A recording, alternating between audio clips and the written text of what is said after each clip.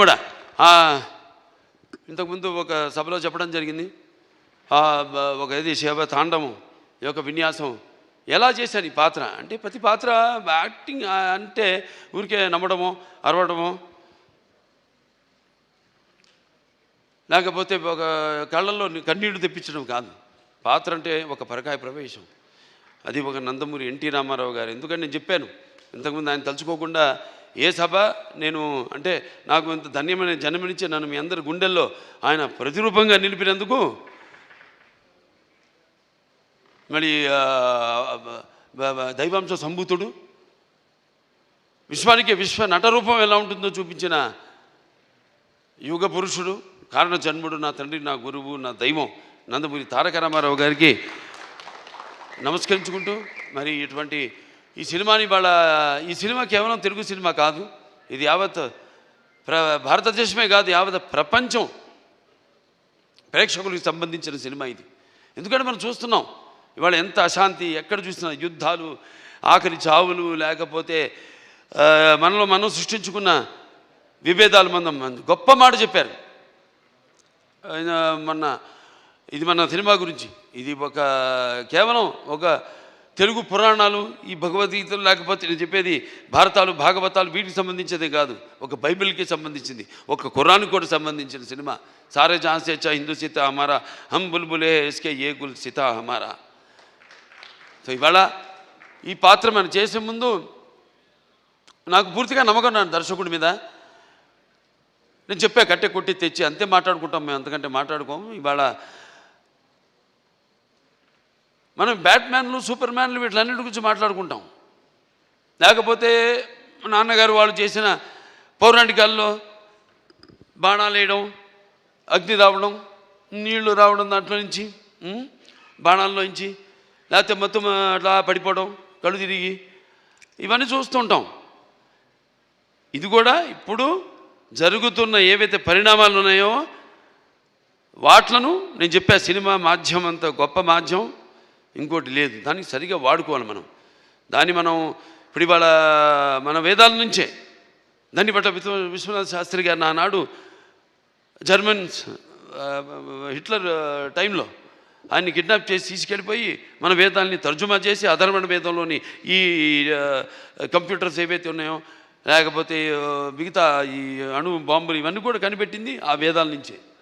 అలాగే శుశ్రూషుడు అని మన భారతీయుడు ఒక డాక్టర్, వైద్యుడు, ఆ రోజుల్లో ఋషి ఆయన.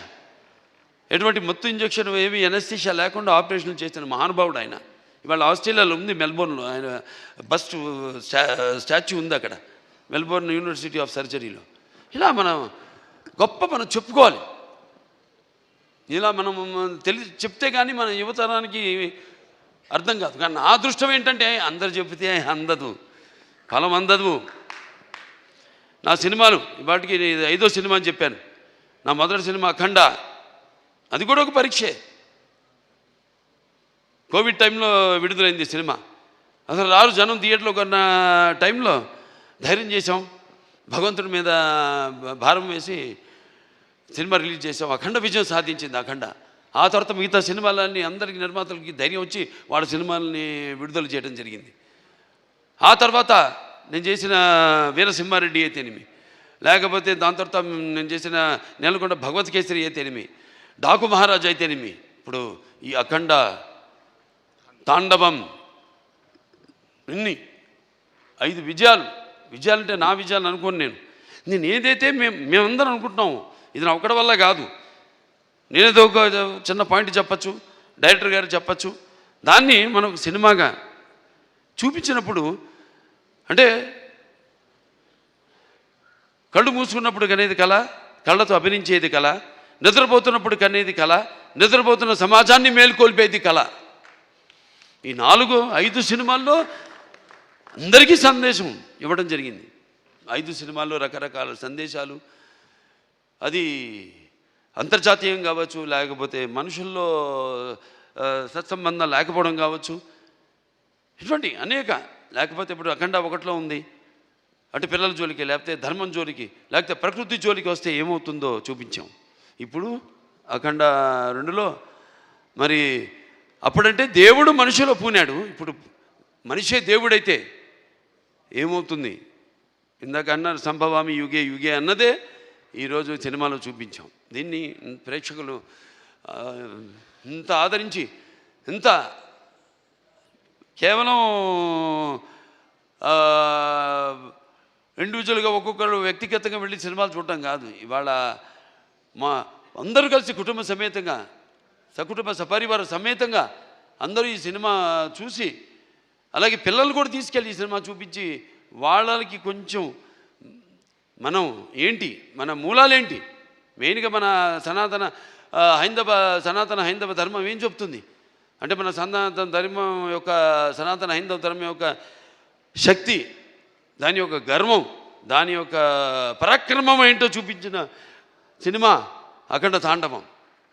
అలాగే మన హైందవ సనాతన ధర్మానికి మూలాలైన ఏదైతే మనం సత్యం దారిలో నడవాలి, ధర్మం దారిలో నడవాలి, అన్యాయం జరిగితే మనం తల దించకూడదు, తిరిగి పోరాడాలి అన్నది చూపించిన సినిమా అఖండ తాండవం.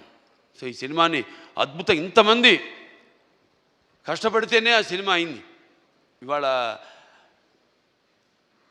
అంటే ఒక్కొక్కళ్ళు, ఇప్పుడు తమన్ గారు చెప్పారు ఆయన పడ్డ కష్టం, నిద్ర లేని ఎన్ని రాత్రుడు గడిపారు నాకు తెలుసు. ఆయన సినిమా ఇప్పుడు వచ్చిందని కాదు, వచ్చి దాని ప్రభావం సమాజం మీద ఎంత ఉంది అన్నది చాలా ముఖ్యం. ఎస్, ఎంటర్టైన్మెంట్ ఉండాలి, అన్నీ ఉండాలి సమ్మపాళ్ళల్లో, బాలకృష్ణ సినిమాలు అన్నీ ఉండాలి సమ్మపాళ్ళల్లో, అన్ని రుచులు ఉండాలి, పంచభక్ష పరవాన్నం వడ్డించిన విస్తరలా ఉండాలి, కాదన్ను. కానీ ఏది ఎంత ఉండాలి, ఎవరు ఏ పాత్రలకి న్యాయం చేస్తారు ఏమిటి అన్నది ఒక్కొక్కటి ఒక్కొక్క పరీక్ష మాకు. అలా ఏదైనా ఏం జరిగినా అంతా ఆ భగవంతుడి మీద భారం వేసి మన పని మనం చిత్తశుద్ధితో చేస్తే ఆ చిత్రం ఒక మంచి సందేశాన్ని ఇటువంటి పరిస్థితుల్లో ఇవ్వడం, దాన్ని ప్రేక్షకులను ఆదరించడం, ఇంత అఖండ విజయం చేయడం మా అందరికి ఎంతో ఒక అనిర్వచనీయమైన అనుభూతిగా ఉంది. మాకు గర్వం చెప్పం, ఇంకా చేస్తాం. ఇవాళ ఈ సభ ఎందుకు పెట్టుకున్నాం? ఓ సినిమా చేసాం, అయిపోయింది. ఆ సినిమా విడుదలయ్యే వరకు ఆ సినిమా ఎలా ఉంటుందా, ప్రేక్షకులు ఎలా ఆదరిస్తారా అని ఎదురు చూస్తూ ఉంటారు అందరూ.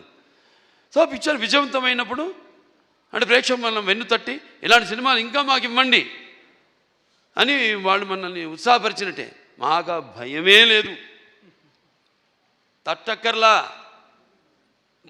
చేసి చూపిస్తాం. దానికోసమే నేను చెప్పా, జ్ఞాపికరణ శక్తి ప్రత్యవాయన విద్యతే స్వల్పమపస్య ధర్మస్య త్రాయతే మైతో భయాత్ అని మరి తిరిగి అక్కడికే వస్తున్నా. సరే, ఏదైనా ఈ సినిమా కష్టపడిన వాళ్ళందరూ కూడా నా కృతజ్ఞతలు చేసుకుంటూ నా అభినందనలు, వాడికి నా అభినందనలు, అలాగే ప్రేక్షక దేవుళ్ళందరూ కూడా ఈ సినిమాని ఎంత అఖండ విజయం చేసిన ప్రేక్షక దేవుళ్ళందరూ కూడా నా కృతజ్ఞతలు తెలియజేసుకుంటూ, ముఖ్యంగా దిల్ రాజు గారు ఎక్కడున్నారు, దిల్ రాజు గారికి, మన మ్యాంగో రామ్ గారికి, అలాగే మన రిలయన్స్ శ్రీధర్ గారికి, డాక్టర్ సురేంద్ర గారికి, కొబ్బరినేని గారికి, అందరికీ వాళ్ళు పడ్డ శ్రమ ఈ సినిమా విడుదల కావడానికి అంటే దేవుడు పెట్టే పరీక్ష అది. దీనికి ఏమీ మేము, ఎందుకంటే మీరు ఇచ్చే అఖండ విజయం ఉంది, ఇది ఎంత ఆఫ్టర్ ఆల్ నథింగ్.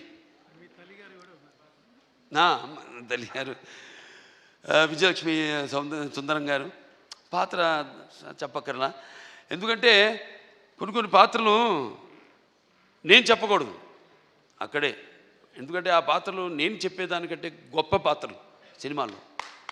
ఆ శివుడే వచ్చి ఆ చితికి నిప్పంటిస్తే స్వామి అని పలకరించి అద్భుతమైన సన్నివేశం ఒక్కటి కాదు ఆ సినిమాలో, అన్ని అద్భుతమైన సన్నివేశాలు ఇందాక చెప్పాను నేను. సో మనస్ఫూర్తిగా అందరికీ ఇక్కడ నా టీం వాళ్ళందరూ కూడా, రామలక్ష్మణ హాస్టల్కి అయితేనేమి, లేకపోతే మా కళ్యాణ్ చక్రవర్తి గారు, కాసాల శ్యామ్ గారు, అలాగే మన నాకు గురునాథ్ శర్మ గారు, అందరికీ, మా డాన్స్ మాస్టర్లు శేఖర్ గారికి అయితేనేమి, భాను మాస్టర్కి అయితేనేమి, అలాగే వాళ్ళ గాత్రం ఇచ్చిన సర్వేపల్లి సిస్టర్స్ అయితేనేమి, లేకపోతే సౌందర్య సిస్టర్స్ అయితేనేమి, కృష్ణ గారు అయితేనేమి, సౌందర్య గారు అయితేనేమి, గంగాధర్ గారి గురించి కొందరు